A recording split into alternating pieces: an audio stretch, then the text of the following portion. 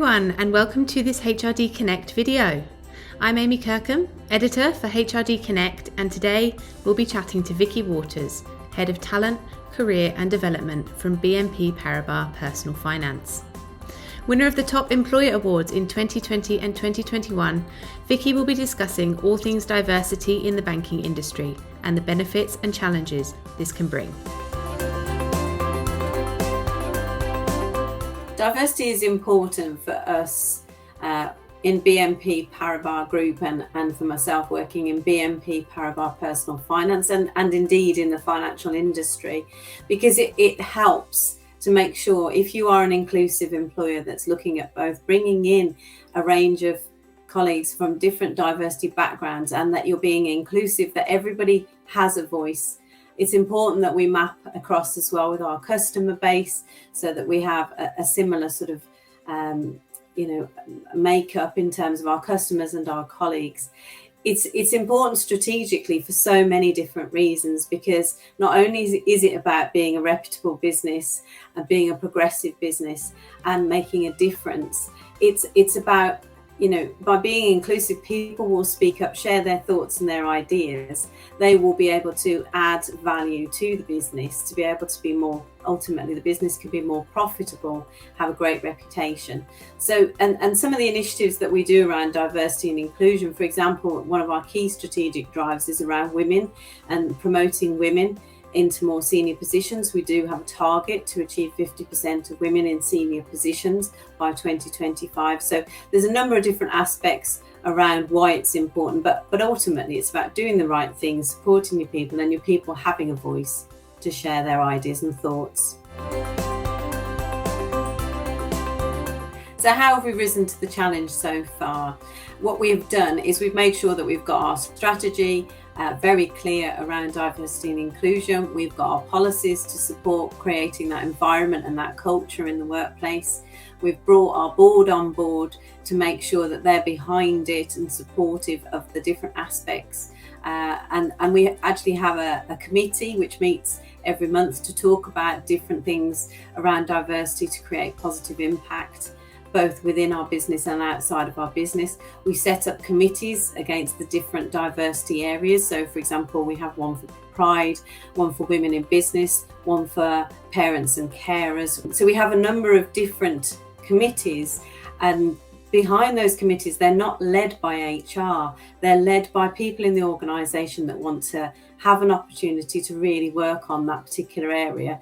We also deliver leadership training, which supports both the breaking unconscious bias when you're recruiting people, which is where your first touch point is, and then when you're leading people, how to make sure you have inclusive leadership. Some of the benefits of those things are that because people are able to have their say, people are being able to help innovate and to be able to transform the business, which in turn obviously helps us to be more profitable.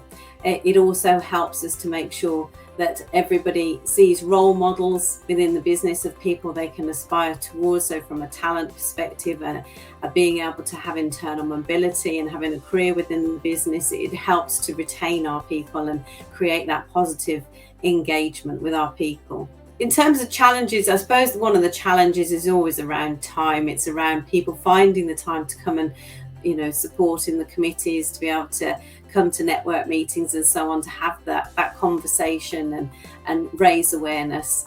That's probably time. It has been our biggest challenge, but having committed people that want to make a difference does help with that drive and keep moving things forward. How do we continue to drive forward in terms of diversity?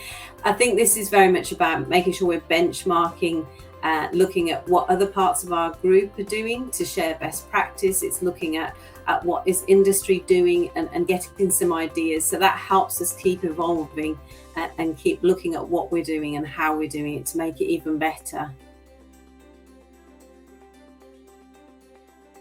So if I was to give a company that wanted to work on their diversity and inclusion, 3 takeaways to work on to really make this a success. The first one would be make sure you get your board sponsorship behind this. Without them, it really won't sort of get off the ground. So make sure that they're meeting sort of regularly, maybe monthly, with people who are involved in some of the activities to drive diversity.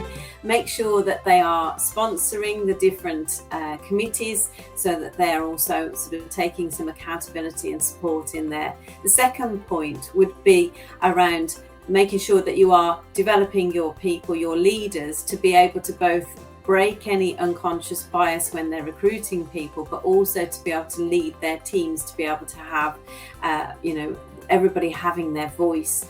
The third point I would say would be around the data side of things, making sure that you have something to be able to measure what is the breakdown of your workforce. So maybe if you have a customer base, what's that breakdown, if you can measure it, to be able to see, have you got a similar sort of matching. And then if I was greedy, maybe and picked a fourth one, then maybe I would say it would be about, as I mentioned earlier, the committees, making sure that you have people join committees that they chair, that they build networks, those people that are passionate about those subjects. It's not an HR initiative, but HR can support. So that would probably be my final greedy giveaway to you.